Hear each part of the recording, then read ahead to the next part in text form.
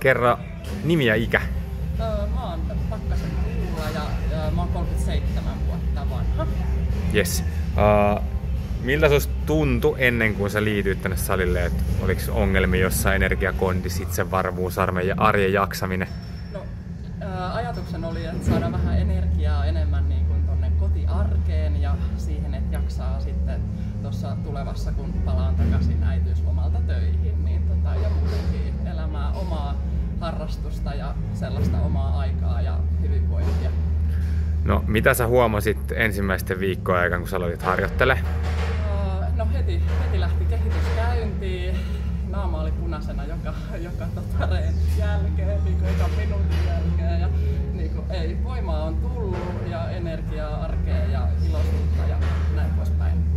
Kaikkea positiivista. No, oliko sulla mitään sellaista, mikä mietitytti tai jännitti sua ennen kuin sä liityit?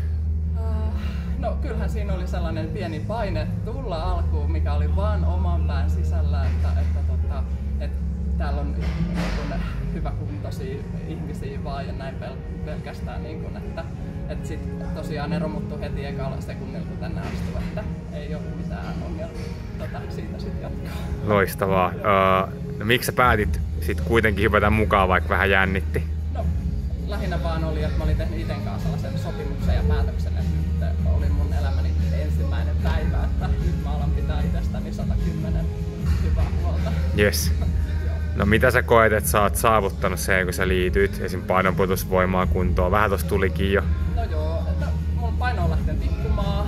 Siis mä oon saanut tosiaan niinku sellaisia niinku rajoja rikki, niinku, mistä mä en niinku edes tiennyt, että niitä on olemassa. Just tossa Minnan kanssa juttelin Minnalle, että mulla on tosiaan niinku voimat ollut niinku paljon korkeammalla, mitä mä oon itse edes arvioinut niiden olevan. Niinku, että se on näillä vuodella ainakin tullut selväksi.